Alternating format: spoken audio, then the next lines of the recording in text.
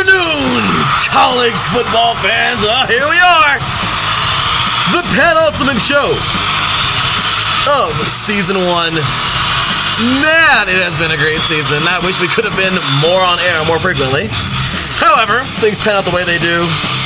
A lot like the National Championship did 8 days ago. How about them LSU Tigers?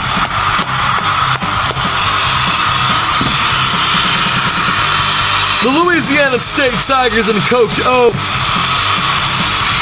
will do an amazing thing. One of the best seasons you could imagine of any college team will be played. Actually, 2 of them. And the most impressive at the FCS level. However, we'll get into that as well. Because those North Dakota State Bison will also do something pretty dang impressive. Oh yeah, it's a few days before the National Championship. And that was what, 10 days ago? Around there? So I'll tell you, we have had some great college football throughout the season, and we're getting ready. We just had the Shrine Bowl, we had the NFLPA Bowl, and we are getting ready for the Senior Bowl. And that's it. No more college ball, no more college edition for the season. However, we got 2 more shows to go, so let's get it. You are tuned in live to 3 and Out College Edition right here on IE Sports Radio, your directory for all that is sports.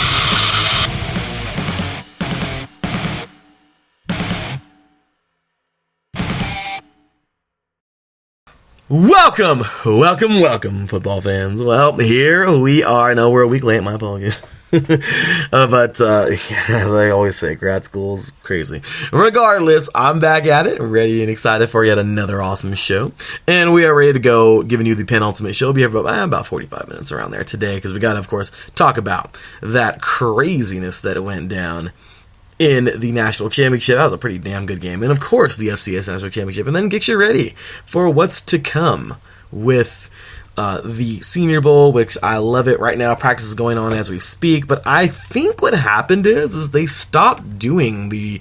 I'm bummed. Like, we usually get the practices like in depth. However, we haven't gotten the practices in depth this year. Apparently, all we're getting is a recap, which I don't mind a recap, but that kind of makes me mad because I really enjoyed watching practice.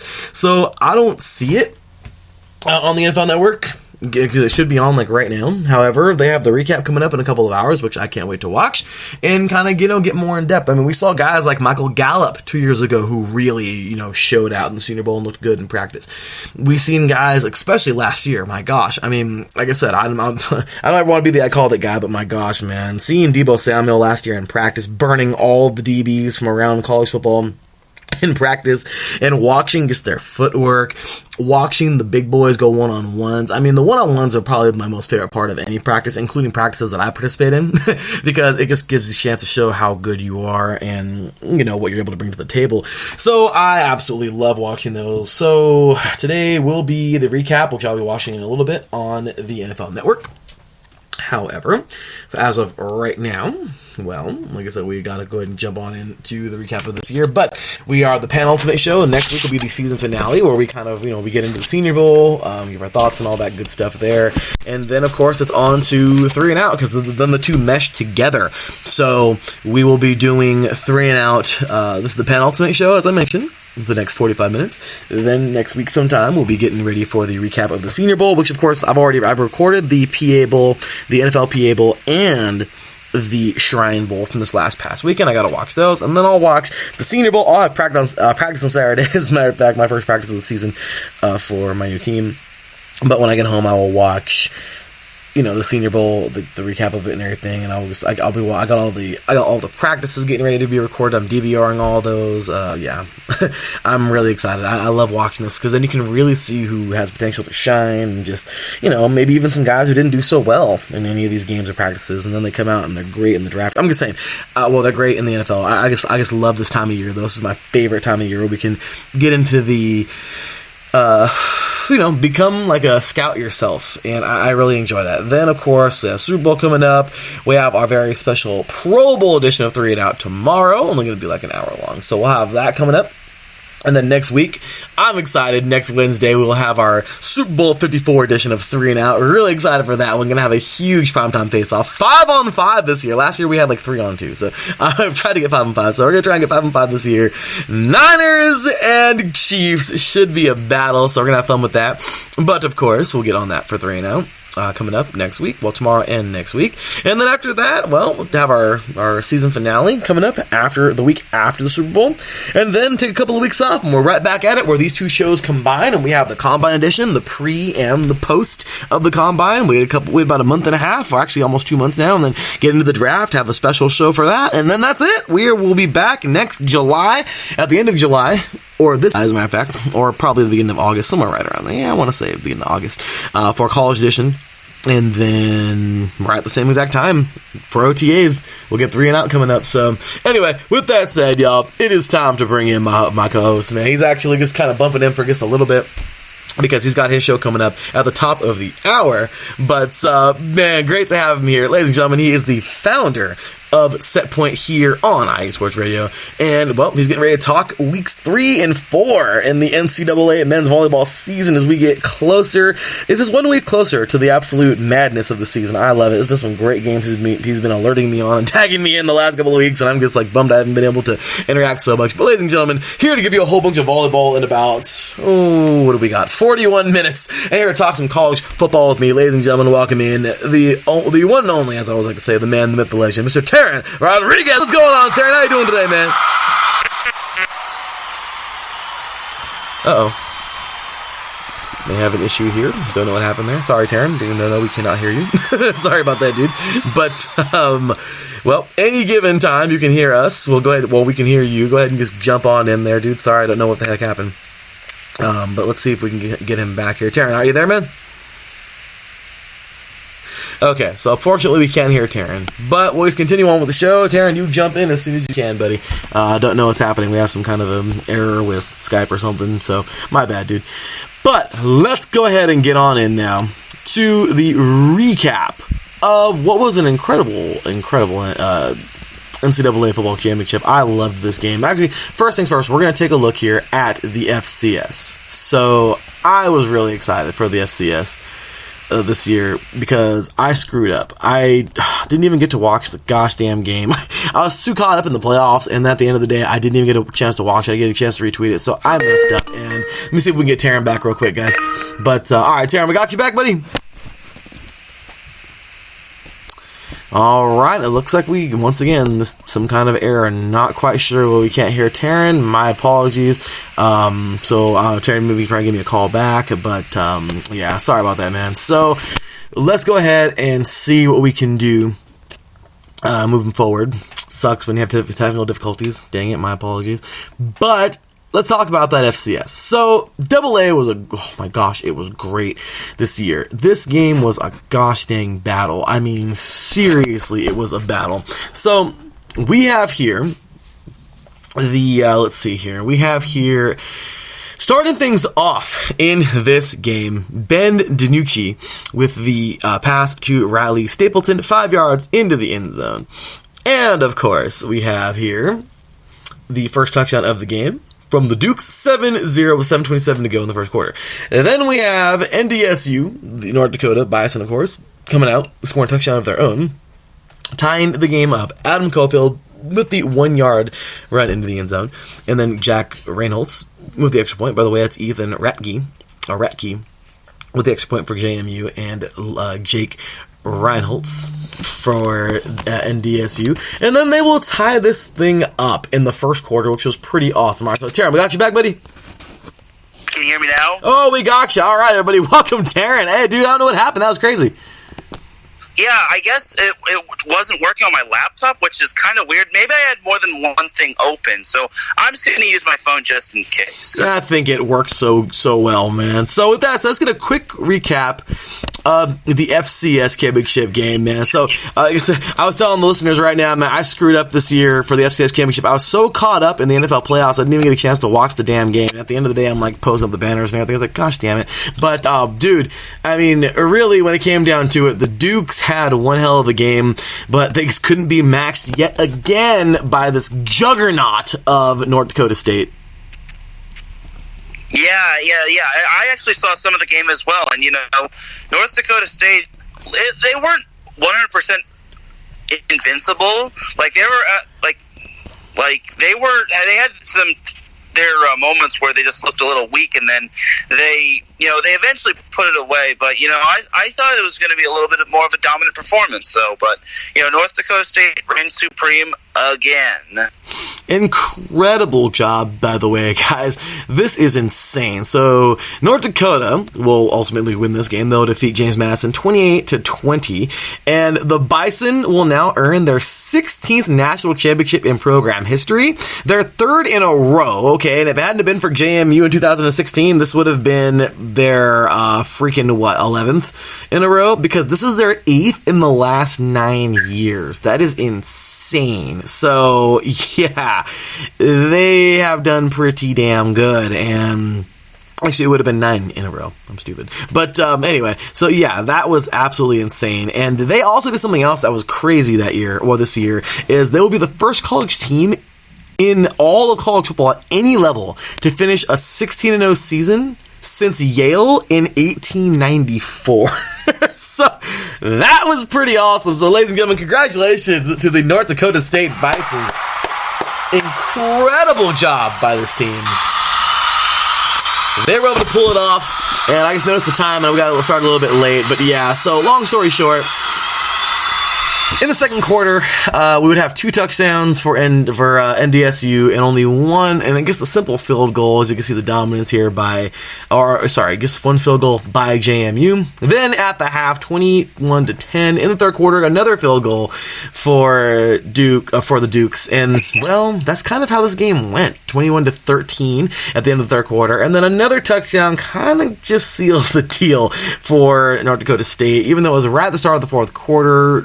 Trey Lance with the 44-yard touchdown run into the end zone. Jake Reynolds with the extra point. And then there was one gasp of air with 6:55 to go in the fourth quarter, where Ben DiNucci will throw to Riley Stapleton, as he did to start the game off. That was the first score of the game. And, well, Ethan Ratke with the extra point.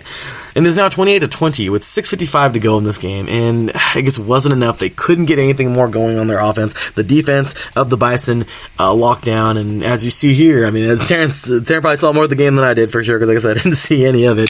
I guess highlights. But my gosh, man, what a game. What a job. 16-0 for North Dakota State. And James Madison will actually finish the season at 14-2, but still, incredible performance by this team. Now I'm starting to remember a big moment that kind of cost James Madison. So they kicked a field goal. They had a field goal attempt. I think it was like 50-some yards, and then it went wide right. And then I think North Dakota State called timeout, or something happened, or something, or someone jumped off sides. I believe it was North Dakota State. And then James Madison decided to kick the long field goal again. And in the words of Bob Maneri, oh my God, wide right. And wouldn't you know it, that cost them the damn game. Exactly. It's like, you missed a field goal once. Why would you try it again? It's like you're down by quite a bit in the championship game. It's like, of course your kicker's not going to nail a very long field goal. You're down 21-10. I personally would have tried for more yards, because there was still some time on the clock to get a first down and put him in closer field goal range, or at least go for the touchdown. But I think that missed field goal kind of cost James Madison quite a bit, and it just took the momentum away from them, in my opinion. So, but they only lost by 8, but still, North Dakota State still reigns supreme, but still solid season on James Madison. Yeah, losing by 8 or losing by 100 is still a kick in the ass, isn't it, Darren? I mean, no matter what, man, it hurts. It always hurts. I mean, it always hurts. I mean, losing in any possible way is just always tough. And you feel for this team, man. James Madison had a very real chance. I mean, the juggernaut, of course, at the top this year. Stopped North Dakota State. I mean, they really did their thing. I almost said South. Sorry about that, Jacks fans and Bison fans. But yeah, it was just a rough go, man. And you can't ask for more though out of the Dukes. They really worked hard and gave it. But just wasn't enough, man. So, incredible feat, though. Well, incredible job this year by North Dakota, and they got things done. So, with that said, that will pretty much put a stamp on the FCS season. I don't know if there was any bison in the Shrine or the NFLPA Bowl, but I'll get into those. We'll get into those next week when I get the chance to watch those. I'm not quite sure if there's any in the Senior Bowl as well, but we'll get to that momentarily if we have any time today. If not, well, once again, we'll go right into it next week when we give the season 1 finale of 3 and Out College Edition, and then we'll go ahead and give a recap and all that good stuff there for these, for the Senior Bowl and for the other, as you will, all-star games in college football. So, any last thoughts here, Taryn, on the FCS season? Well, it just goes to show you that North Dakota State just is.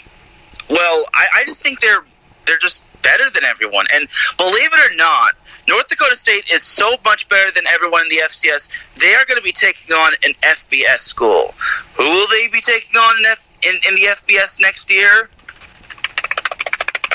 That's my drum roll. They will be taking on none other than Oregon next year. I don't know if you knew that, but North Dakota State will be taking on Oregon at Oregon next year. So I'll be interested to see how that goes.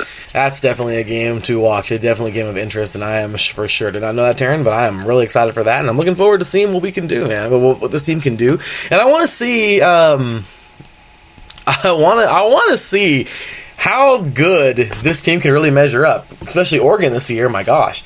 I mean, yeah, they went up a huge jump. That's a huge jump for them.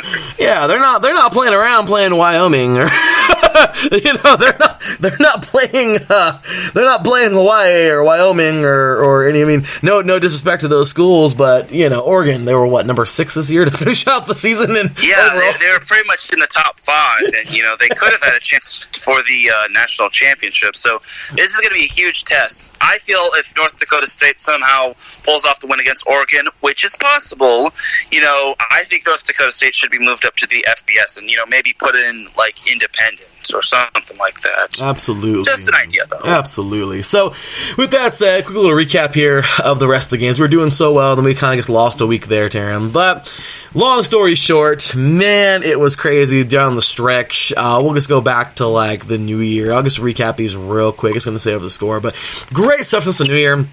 Number 18, Minnesota defeats number 12, Auburn, 31-24. We have in the Outback Bowl, in the VRBO Citrus Bowl, number 13, Alabama defeats number 14, Michigan, 35-16. Then we have in the Rose Bowl, number 6, Oregon defeating number 8, Wisconsin, 28-27, an amazing game. In the Also at Sugar Bowl, we have number 5, Georgia defeating number 7, Baylor, 26-14. On to the second, we had number 21, Cincinnati, pretty good this year. They look good at the end. Well, to end out their season, 38-6 over Boston College in the Ticketmaster Birmingham Bowl. And then we have in the Tax Slayer Gator Bowl, Tennessee taking out Indiana 23-22. On Friday the 3rd, the famous Idaho Potato Bowl, Ohio defeating Nevada 30-21. Tulane will defeat number 13. Sorry, no, not number 13. Tulane will defeat Southern Miss 30-13. Louisiana, the Raging Cajuns, will defeat Miami of Ohio 27-17. And by the way, that was Tulane over Southern Miss in the Lockheed Martin Armed Forces Bowl. And then the Lending Tree Bowl, we had Louisiana defeating Miami of Ohio, that is, 27-17 in the Lending Bowl, in the Lending Tree Bowl. So, any quick, and I'm talking about extremely quick, Taryn, seconds quick, any thoughts on any of these games before we go ahead and jump on to the National Championship? So, you and I actually both made a mistake on choosing Auburn because Auburn had a freshman quarterback going up against a pretty talented Minnesota team, so I'm kind of kicking myself in regards to that. Other than that, not really. I mean, spoiler alert for everyone. I went 26-14 in my bowl picks, and then Larry went 23-17. So there's that. Congratulations, Darren. Where's that applause button, man? You earned it this year, brother. Good job, man. Nice work. Thank you. Absolutely. Your college football picks champion, everybody, Mr. Taryn Rodriguez. Great job, brother. Happy for you, man. That was a great job, and you got me this year, man, by 3 games. Good job. I was a little worried about Miami of Ohio and Louisiana and a few others, but I squeaked it out. Absolutely. By the way, Marcus in the chat room puts, so what's up, gentlemen? He put claps. So he's clapping for you, Darren. How you like that, man? Marcus over here. Hey, Marcus. Thanks, buddy. Good old Marcus. Appreciate you. Good guy. So, all right. With that said, Darren, the national championship game. Okay. Was it everything you expected? Be real. Kinda. I mean, I actually thought it was actually pretty good. Actually, I should I go in depth in this? Not at all. Let me wait for me. But I just wanted to know. I mean, really, was it everything you expected? Yes. Okay. Yes. Absolutely. Okay. Well, then, that's exactly it. I completely agree with you. This game was exactly what I expected. 100% exactly what I expected. We were not expecting Clemson to lay down, okay? You just weren't. You knew Clemson was going to fight like hell. You knew Clemson was probably going to have a lead in this game at some point. And you knew that it was going to be a pretty good football game. But at the same exact time, you kind of knew also that, well, nobody's winning this game but LSU. And that's just how it goes, guys. LSU was just more dominant. They were stronger. They were tougher. They didn't start out that great, but it's not how you start, it's how you finish. And that's extremely cliche, but my gosh, if it's not true, because just the play of this team, the camaraderie of this team, the love they have for Coach O. He is absolutely a player's coach. I have played for players' coaches before. I've even worked for, like, players' coach type of managers, like, working. Like, you just want to do good for them. Like, you want to do good for you, of course. But, gosh dang it, you want to win. You want to do great for all of those people who are just, like, players, coaches, or managers, or whatever you want to call them. Like, that's just really those great people. And Marcus has no problem in the chat room, so thanks for listening, brother. But by the way, catch Marcus in a little bit. He'll be on in just about, actually, 2.5 hours, just under 2.5 hours for another edition of Gloves Off. We talked some awesome boxing and MMA, of course, from this past weekend. Get you ready for this weekend in boxing and in MMA. So, great show there. Make sure to catch Mr. Marcus Los. Great guy, man. So, all right. With that said, Taryn, let's get into the quick and dirty breakdown of this thing and talk about, give our raw thoughts on this game. So, overall, we have the winning team here. Joe Burrow, 31 for 49, 463 yards and 5 touchdowns. If there was ever an NFL performance in this game, this was, I mean, we've seen lots of great ones, but I'm just saying this was definitely one of them, because just what an incredible job. Yeah, his percentage wasn't all that great, but who gives a crap? 5 touchdowns and almost 500 yards. I think you can throw that percentage out the damn window, because that was awesome. So, we have that. Also, Edward Solaire, this guy right here, man, how about this? 16 carries for 110 yards. Awesome job for him. And then Chase, a guy who I think is just going to really just excel at the next level. 9 receptions, 221 yards, and 2 touchdowns. When you're getting that type of production, I mean, no wonder he's like, a huge target for them. So, long story short, end of the first quarter, it was 7-7. We start things off by a 1-yard carry into the end zone by Trevor Lawrence, and then we have here BT Potter with the extra point, 7-0 with 6:34 to go in the first quarter. Well, then we would get an answer back from Joe Burrow to Jamar Chase, 52-yard pass into the end zone in the first quarter with 2:20 to go, and there you have it. We have Cade York with the extra point, and it is now 7-7 with 2:22 to go in the first quarter. And then we get into the second quarter, and this is where the calamity starts happening.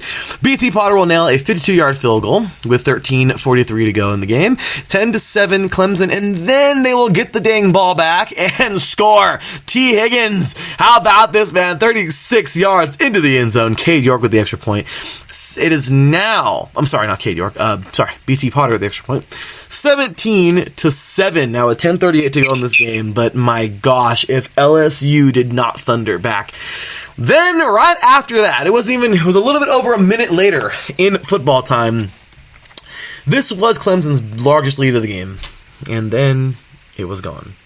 Joe Burrow, 3-yard carry into the end zone on the keeper there. Cade York with the extra point with 9:17 to go in the game. It is now 17-14. The LSU Tigers draw within 3.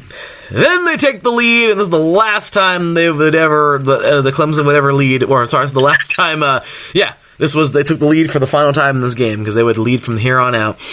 We have Joe Burrow to Jamar Chase, second time of the day, and 14-yard pass into the end zone. 5:19 to go in this game. Well, in the third quarter, and actually in the second quarter. I'm sorry. Cade York with the extra point, and it is now 21-17. And then why not?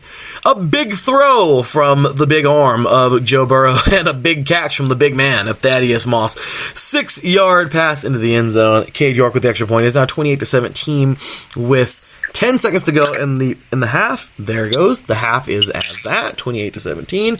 Then we get into the third quarter, and you know what? I like it. There was a little bit of a dogfight here. Clemson was not going to go away. They were going to keep this thing close, and they did, except for they couldn't keep it going after this. Trevor Lawrence. Actually, sorry. We have Travis Etienne with a 3-yard carry into the end zone. Then Trevor Lawrence to Amari Rogers, so two-point conversion, and my gosh, it's a ball game again. I mean, not like it wasn't before, but 28-25 with 10:49 to go in the third quarter, and after that, that's pretty much the last time we saw Clemson scoring. Well, it is the last time we saw Clemson scoring any points. We have Joe Burrow to Thaddeus Moss for a 4-yard pass into the end zone. Cade York with the extra point. It is now 35-25 with 5:13 to go in the third quarter. That is the end of the third quarter. And then why not one more time for LSU? We have Terrence Marshall. Well, Joe Burrow to Terrence Marshall, Jr., the 24-yard pass into the end zone. Cade York with the extra point. Once again, that is Joe Burrow to Terrence Marshall, Jr. for a 24-yard pass into the end zone. Cade York with the extra point. And with 12:08 to go, 42-25 is the score that it was, once again, with 12:08 to go. And that's the score that it would end up, because the defenses would both step up. Clemson would stop the bleeding. However, their offense couldn't get on the board. And though LSU couldn't get back in the end zone, they didn't really care. Or even kick a field goal, they didn't really care. They had the lead. They were leading big, and they got it done. What an incredible performance. What a job. And the SEC champions will defeat the ACC champions. Ladies and gentlemen, congratulations to the 2019/2020 college football champions, of course, or you want to call it the college football playoff national champions or the college football national champions, whatever you want to call it. Ladies and gentlemen, I am so glad that these guys got it done. Nothing against Clemson, but they are awesome. Once again, ladies and gentlemen, the 2019-2020 college football Division I Single A national champions for their fourth time in college history, in program history, and for the first time since 2007, the LSU Tigers.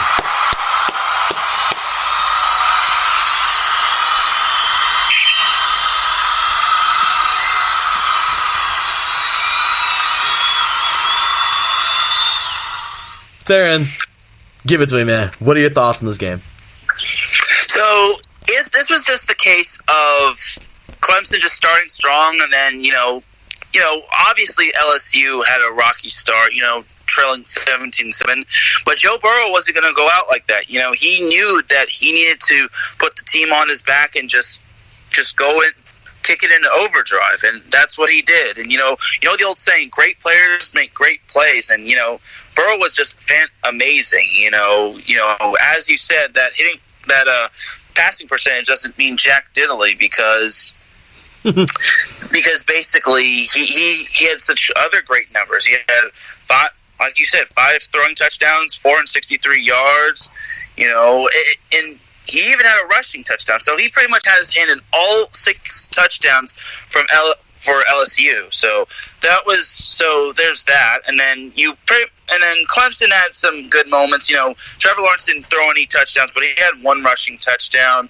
The play of the game that kind of put it away for LSU was Grant Delpit forcing a fumble when Trevor Lawrence was trying to go for a quarterback keeper, and then he was trying for the first down, and then Delpit kind of stopped him, and then Derek Stingley Jr. recovered the ball, and that was pretty much the game, and that was a key play because eventually LSU was able to bleed the clock away, and that was a crucial play. And Joe Burrow pretty much it was basically the perfect ending for Joe Burrow. But for Trevor Lawrence, he's going to let this one stink. But I could pretty much see Clemson coming back to the national championship. So that's pretty much my thoughts. I know I went a little over, but that's what I got. That's what I got. Hey, great job, man. Okay, so here's what we're going to do.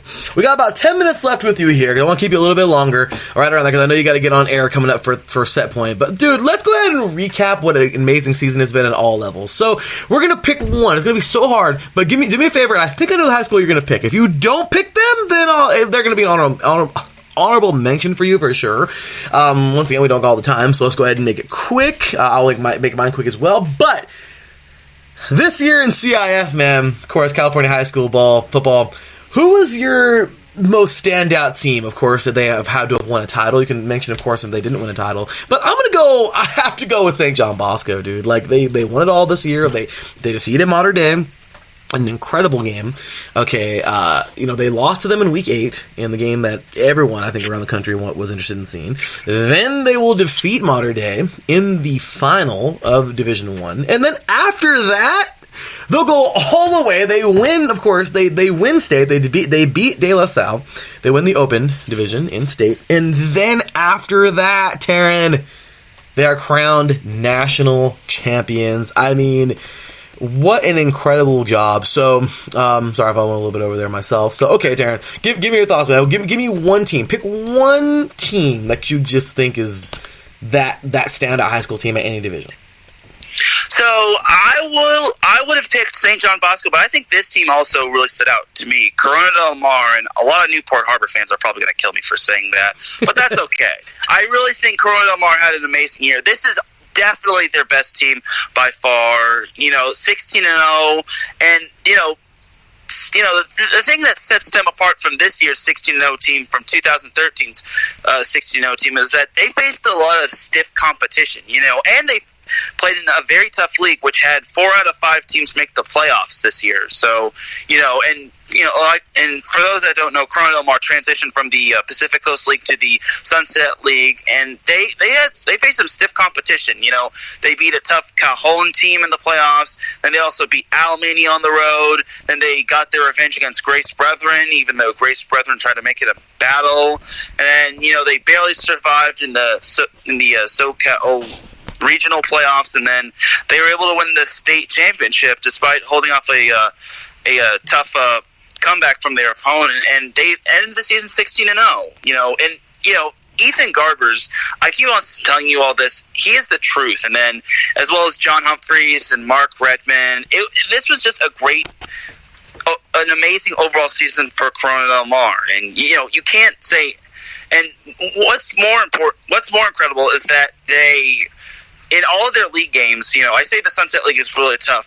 In all of their league games, they had a running clock in each and every one of those league games. Yep, each and every one of those league games, they forced a running clock. So that just goes to show you how dominant Corona Del Mar was this year. And I don't know what they're going to do next year, but I'll be interested to see where they're going to be. I'm pretty sure they're going to move up, but they're losing a lot of talent this year, so it's going to be tough to top that talent. No, definitely big ups to the Sea Kings. I thought you were going to say Marina. I really. Yeah. They also had a pretty good year as well, But this year, I even called it before. I said anything less than a CIF championship would be a major surprise to me. But especially since last year they made it all the way to the CIF championship and then they lost. But Marina also had a great year as well. Marina's kind of a close second for me, considering they kind of had that little sad label on them, but then they got a new fresh start, and then they made the most of it. So I'd be interested, and they even won their rivalry game against Huntington Beach, the oil versus water rivalry. So I'd be interested to see if they would have contended in the Sunset League this year. That's awesome, man. Well, like I said, I mean, Marina, I remember you saying they were Destiny. I thought you were going to give it. I thought for sure it'd be an honorable mention with you, and as you can see, they are. So, okay, Darren. So, with that said, man, let's go ahead and hyperspeed for the next 10 minutes, or actually 9 minutes now, through all of the championships from, of course, we got our high schools out of the way, or at least the ones we thought. Of course, we have all the time to go through all the high schools. But starting with the NJCAA, how about this, man? I think we could all remember back in November, actually the beginning of December, Mississippi Gulf Coast. We knew they would probably be the winner coming into this game. They got it done. They would defeat Lackawanna 24-13, earning their first NJCAA championship program history. Their first since 2007. A lot like the LSU Tigers would later do, first time since 2007, and they will get this thing done. Lots of recruits coming out of there, man. So, any last thoughts on the NJCAA this year, man? How about this season? Yeah, I definitely have to give props to Lackawanna. I kind of wanted to pick them, but, I just couldn't. It just was not, it just wasn't, I just wasn't having it. So I pretty much had to go with the safe pick being Mississippi Gulf Coast. So, strong season for them. And, let us all not forget that Trine received a first place vote or a top 25 vote despite losing 51 to nothing against Hope. Oh, that was a memorable moment of this season, Taryn. I will not. That's one of the funniest moments I think we've ever had on air here on IE Sports Radio. Freaking Trine, man. Next year we got to cheer for Trine next year, Taryn. When we're back on the air, man. Funny thing is, I've actually clipped it. I clipped it. Oh, I saved that as a clip. Oh, dude, that was freaking funny, man. You got to send it to me. But okay, so. In Division 3 this year, back on the 21st of December, actually a month ago from today, incredible job, man. The Cardinals, we knew madness was going to happen, man. You have Earhart and Baylor getting knocked off by who? Well, the team, the Wisconsin Whitewater, and then you have Mount Union getting knocked off. Two of the purple powers in NCAA Division 3, they were knocked off by North Central, and well, these two teams would face off in the final, in the Stag Bowl, that is. And damn it, it was a great game. However, it was just the Cardinals were too much for the Warhawks, and there you have it, 34-14's final game. Remember, as we spoke about, just an incredible story in this game. I mean, really, it was an awesome story with their quarterback who happened to. This was insane. He won the Ghilardi Award, which is like the Heisman of Division 3. The dude won, I had to look at it real quick, Brock Rucker. He won the gosh dang Ghilardi Award trophy just hours before this game started, and then he went off into the sunset, man. His last pass would actually break the record of all-time passing yards in Division 3. So, I mean, dude, his last touchdown pass ever in Division 3, and as a senior year, I mean, what a way to walk off into the sunset, right, Taryn? Oh yeah, definitely. That's quite amazing. You can't really script that any better. So yeah, and big ups to North Central. I thought Wisconsin Whitewater was actually going to make a deep run. I mean, granted, I didn't pick North Central to win it all because I'm pretty sure I went with I want to say it was like some team from Minnesota, something like that. Either way, but mad props to North Central, and Wisconsin Whitewater also deserves their credit as well. But that's just a crazy ending to a career. Just crazy, man. Crazy. It was, and it was amazing to see that happen this year. So with that said, Slippery Rock, by the way, Ronald, I just had to look him up real quick. Ronald Rivers III will win the Harlan Hill Trophy, which is basically the Heisman of D2. However, they wouldn't go on past the semis in D2, and we all know how that one ended up, Darren. That was probably one of my favorite stories of the entire week, of the entire year. That was probably one of my favorite stories. Man, I have become an Argonauts fan, man, a West Florida fan. Seriously, this team's amazing, and they have done amazing things, and they got it done, Taryn. The Argonauts will defeat. I mean, come on, man, it's their fourth year ever being a program, Taryn, and they made it all the way in just their second year in 2017. They would lose, as I mentioned, to Texas A&M Commerce, and then last year they would lose out early in the tournament, I think. I think they made it. I don't know if they didn't make it, but I think they made it, but they would lose in the first, second round. And this year they went all the way, man. It's their fourth program. This is their fourth year being a program. They'll defeat a very scrappy Minnesota State team, and that was their first national championship in program history, and just their fourth year of being a program. Once again, 48-14, they won that game. It was a very close game, but once again, first ever national championship for this team, and they did it all in just their fourth year of being a program. I mean, Taryn, you can't script that, dude. Oh yeah, definitely. And West Florida had themselves a big game in the semifinals, knocking off number 1 seed Ferris State, 28-14, and I was a little suspect of that. I knew that was an impressive win, obviously, but I also, this was the one I thought it was going to win. I thought Minnesota State was going to pull it out, because they had such a dominant win over Slippery Rock, and and you even told me that Slippery Rock was one of the more dominant teams in NCAA Division II, and I thought Minnesota State was going to outscore them in that game. But West Florida pulled the reverse card and pretty much pulled the reverse card out from Muno and pretty much outscored them. So, yeah. That's incredible, though, for West Florida, though. 4th-year program winning the national championship. It was amazing, Taryn. It really was. That's awesome stuff. Then we have the NAIA. The Mustangs, man, they go back-to-back. They will defeat Morningside. Oh, sorry. Morningside will defeat Marion 40-38 in an extremely close game. A game I wish I could have seen. And they will win back-to-back now. This is their second championship in program history. And wouldn't you know it, it's their second back-to-back. So they got this thing done. They win back-to-back titles. And Morningside, man, they're rolling right now. 2 years in a row.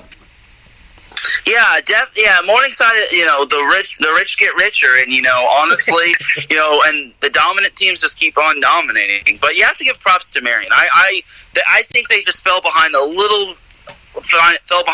too much in order to rally back. They had their chances, and, they were close, but you can't bank on an onside kick to win a game, because, as Tony Romo said, onside kicks are becoming obsolete, so... But, great season for Marion, but Morningside, they're becoming the Alabama/Clemson of the NAIA, and you never know what could happen next year. Absolutely, man. So we'll see how that goes. The NAIA is definitely some great football. Then, of course, on the high, I even skipped it, but gosh darn it, Taryn, I am so happy for this, man. As you know what's coming already, ladies and gentlemen, my beloved RCC Tigers! Riverside this year will win their first national championship since the year I was born, y'all, in 1989. 31 years now. My gosh, can't believe it. 10 days, I'll be 31. But, that's awesome. God is great. Thank you, Lord, for another year. But, all glory to God. But I gotta tell you, amazing job by the Tigers. They got this thing done. They'll defeat San Mateo 31-14, and this is their second. This is the RCC Tigers' second national championship in program history, and their first since 1989. I mean, just what an amazing season for the Tigers, man. Yeah. Obviously, it was another dominant performance from RCC, and and they played. I feel they're battle tested, though. They played in the tough conference, being.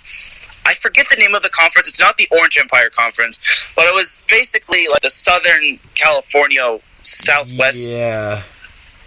It's a mouthful. But they played in such a tough conference with teams like Saddleback and, I believe Fullerton? No, they moved into a different conference. But either way, they sucked this year. So yeah, I forgot. But yeah, I totally know what you mean. It was a pretty tough conference this year. Yeah. Except for one team, but we're not going to get to that. So, bottom line is that RCC continues to dominate, and it wouldn't surprise me if they won it again next year. I would love to see that, man. I really would. So let's see. I mean, we'll see. There's a lot of talent there. Coach Kraft, this guy was amazing. It was amazing being coached by this guy. He's amazing. So great job there, and I think I said amazing enough already. But the guy is a great coach, and he continues to bring in great talent. So. All right, so hopefully they'll get it done next year. And then, of course, Aaron, we have, as we just mentioned, in the FCS, North Dakota State. We just talked about them getting it done. They are just all continuing their reign. And then LSU getting it done to close out the season. So, Taryn, now that we've talked about all the championships and all the good stuff there, man, what are you looking forward to next year? I know we only got a few minutes. I know you got to get on out of here and get ready for set point. But, dude, quick and dirty, man. Give us your thoughts going into next year. Or actually, you know what, Taryn? Let's save that for next week, because that'll be the finale. I think that'll be fun to leave it off there. So, with that said, we got 4 minutes before set point. So, do you want to give us a little preview of what the listeners are going to be hearing in just a few minutes? Well, let's just say there were a bunch of upsets last week, and let's just say there were upsets in terms of something else happening, which kind of upset a big fan base, but we'll see. Well, that's sounds kind of crazy. So, wow, okay, well, hopefully it wasn't too bad. But, all right, Aaron. Well, hey, man, as always, man, I appreciate you. Thank you for joining me this season, even though we only had like 10 shows. It wasn't nearly what we could have done or how we could have done it. But, man, it was just a rough go this year with all that stuff. But next year, we'll definitely be back at it with lots more to talk about. Let's see here. Marcus says, not looking forward to USC football next year. Yeah. Marcus, hey, but before, I don't mean to stop right there, but I'm gonna tell you this. Clemson may have lost on the field, but the true loser of the national championship was USC for letting Ed Orgeron go. Yeah, I couldn't have said that better myself. Oh my gosh, yes. Absolutely, Taryn. And, well, I guess that's just how the cookie crumbles in that case, and I am not a fan of, gosh damn it. Thank you, Taryn. Thank you for... Yeah, you're right. But, hey, man, Coach O is a great guy. I'm just so happy that... I mean, come on, man. You can't script that either. The dude went home, man. He went home to this country, to the state that he was just born... He was just a part of. And, you know, that's something I want to bring in real quick. I love what... oh, my gosh, I love what he had to say. What Scott Van Pelt said after the championship game was over. Of course, Sports Center After Dark. I forgot what they call it, but the Scott Van Pelt Show. I guess I forgot what they called that segment. But I love what he said. He said, people from Louisiana aren't from there, they're of there, because it feels like they just come out of the soil there. And I mean, that's just amazing. Like, it just seems like it's true. He is of Louisiana. That's Coach O. Head coach Ed Orgeron is of Louisiana. So anyway, with that said, Sarah, hey man, I appreciate you, man. Any last thoughts for today's show before we get on to the season finale next week? Go Tigers. I love it. Go Tigers. All right, man. Well, hey, do your thing, brother. Have you a great show. We'll be in the chat room right now. Of course, all listeners, stay tuned. Just refresh the page. We'll be getting out of here in a few minutes. And, of course, that will do it for all the championships this year. And then next week, Sam, we got a lot of good to get into. We got, of course, the NFL PA Bowl. We have the... we got to look at that and the Shrine Bowl from this past weekend. And then, of course, the Senior Bowl. Practice is coming up. Or the recap, at least, coming up on the NFL Network in just a little bit. So if you got the NFL Network, check that out. And, of course, make sure you stay tuned for lots of great shows here today on IE Sports Radio. This is the kickoff of this day. It's a big day on IE Sports Radio. 4 shows coming at you. Number 1 is concluding right now. And then we have Taryn with Set Point coming up and just momentarily. Then today at 5 p.m. Pacific Time, 8 p.m. Eastern Time, we have Mr. Marcus Loves Great with Gloves Off. And then at 7 p.m. Pacific Time, 10 p.m. Eastern Time, D and Mike return. They said they had a brief hiatus last week, of course. I mean, hey, things happen. Hey, family and everything else comes first before we do this. But last week they couldn't make it. This week they're back at it. So join them for Lake Effect Sports tonight, 7 p.m. at 7 p.m. Pacific Time, 10 p.m. Eastern Time. So with that said, Taryn, we will see you soon, brother. Take care. God bless you, man. Have a great show. And hey, man, I'll be hearing you on Set Point in a few minutes.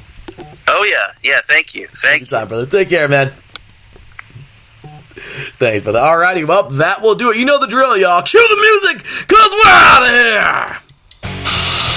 That is it, y'all. It has been quite the show today. Another good one in the books. And we have found ourselves at the penultimate show, at the end of the penultimate show. And here we go, guys.